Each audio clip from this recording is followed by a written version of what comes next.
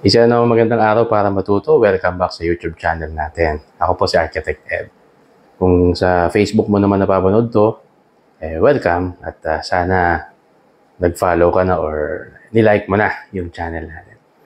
Pag-usapan natin ngayon ang tungkol sa lifespan ng isang structure. Bahay, sabihin na natin. Ano bang may expect mo na lifespan? Kung gaano ang itatagal ng bahay mo. Aba, maganda yan Check this out. Isa namang magandang araw para matuto. Welcome back sa YouTube or sa Facebook page.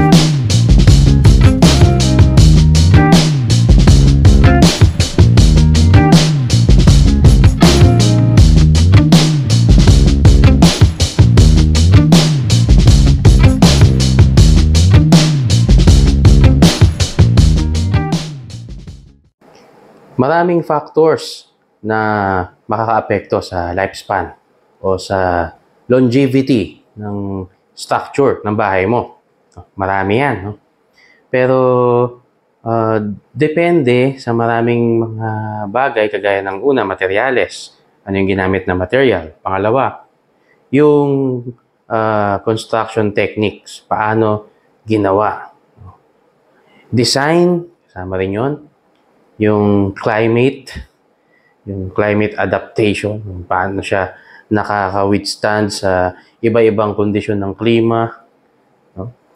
At yung less harsh environmental impact at yung maintenance. So, yun yung mga bagay na makakaapekto sa lifespan or sa longevity ng structure ng bahay mo. Pero normally, ito, ayon sa sa maraming studies, kung ang bahay mo ay reinforced concrete ang framing, yung ginagawa natin karaniwan, tapos ay masonry ang ginamit na walls, masonry ibig sabihin hollow blocks at saka yung mortar na cement, at kung yan ay mayroong tamang design, mayroong proper na design ng isang professional, lalo na kung yung structure niya ay dinesign ng isang engineer, civil engineer or structural engineer. Ang bahay mo ay pwedeng tumagal ng 100 years or more. Siyempre, pag sinabing tumagal ng 100 years, hindi ibig sabihin na matibay pa siya hanggang ma-reach niya yung 100 years. Kasi ganito yan. Kapag ganun ang yari ng bahay mo, ma-reach nung structure yung peak ng strength niya. Ibig sabihin, yung pinakamatibay niyang stage. Mula nung matuyo yung mga, ma-cure yung kanyang concrete. Ng 28 days hanggang sa susunod ng mga taon. Packet ng packet yung strength niyan. No? Pero kapag na-reach niya na yung mga 10 years, 15 years, 18 years, depende nga doon sa maraming factors na binanggit natin, pababa na yan. Pa-deteriorate na siya. So, from year 1 hanggang sa ma-reach niya yung 10, 15, 18, bumababa na yung kanyang strength. So, by the time na ma-reach niya yung 30th year, on the average, kailangan na siyang i-retrofit.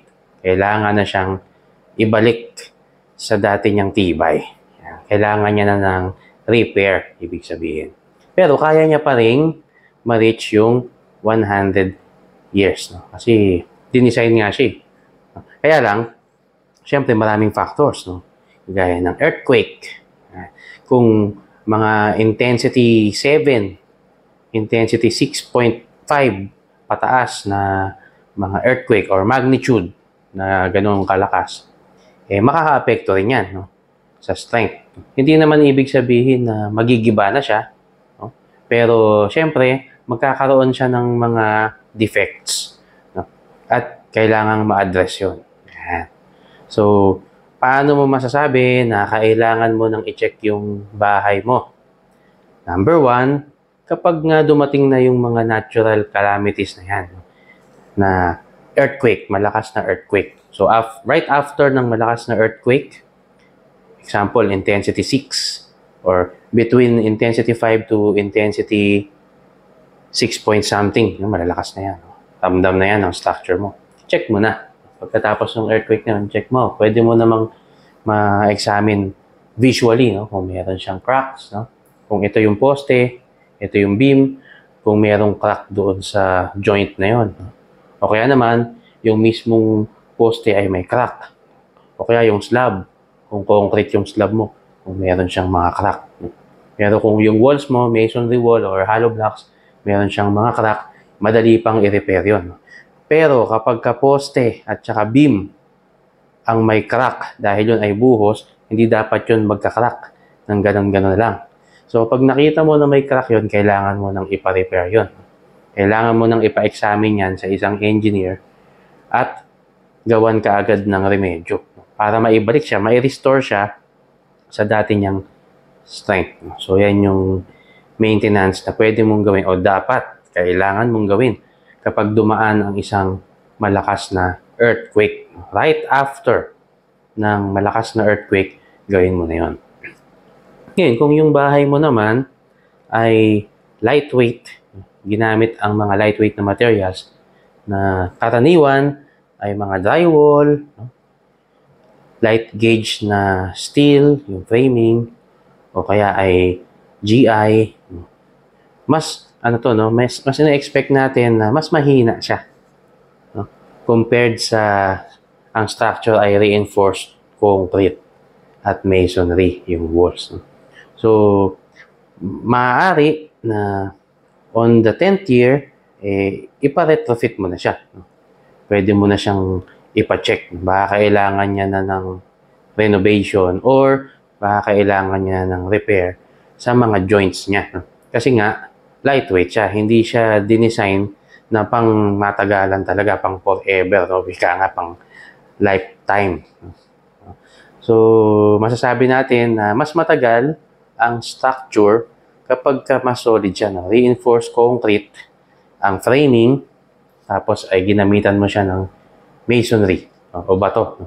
Ngayon, baka masabi nyo, bakit yung mga sinaunang mga structure, mga old churches, mga lumang bahay na gawa pa nga sa kahoy, bakit yung mga yun, ang tagal, umabot ng mga centuries pa nga, no? Lalo na yung mga stone, gawa sa stone ng mga churches. Siyempre, solid yun, natural stone yung ginamit, no? Pag natural stone, ibig sabihin, mas siya, no, mas kaya niyang i-resist yung decay, no? Actually, hindi siya masisira, no? Yung material mismo. So, yung bigat pa nun, no, kaya niyang i-support nung kanyang sariling weight yung kanyang structure dahil sa bigat niya, no? Pero wala pa silang reinforcement nun, hindi pa sila gumagamit ng bakal, no? Kaya kapag lumindol ng malakas, dahil sobrang rigid niya, nagfe-fail yung kanyang mga members, yung mga structure niya. Pero kung patagalan ang pag-uusapan, talagang makakatagal yung mga ganong structure. Pero kapag dumating yung mga natural na mga movement ng lupa at yung mga earthquake na malalakas, mas maliit yung chance na hindi siya masisira, no? Siyempre, factor yun, no, para masabi natin kung gaano katibay ang isang structure kapag dumating yung forces ng nature na kalaban natin. Okay? So, ang bahay mo, malalaman mo kung gaano katibay yan, kung gaano yan itatagal. Number one, reviewin natin, no? Kung ito ay dinesign ng professionals, architect, engineers, no? Kung maganda ang pagkakagawa, ang ginamit na technology, no? Kung maganda ang ginamit na materyales, no? Kung makakatawid ito sa isang malakas na force ng nature, kagaya ng lindol o kaya malakas na bagyo. Yan. At ito ay well-maintained. So, yan yung mga factors na sasabi kung gaano ang itatagal ng bahay mo. Pero kung, binanggit natin kanina, kung nasatisfy itong 5 factors na ito, baka tumagal ng 100 taon yung bahay mo. Okay, so maraming salamat po. Sana maipamana ninyo sa inyong kaapu-apuhan yung mga bahay at sana lahat tayo ay maging safe. At sa susunod na content natin, sana magkita-kita pa rin tayong ulit. Okay, maraming salamat po. Hanggang sa susunod, ako po ang inyong Architect Ed.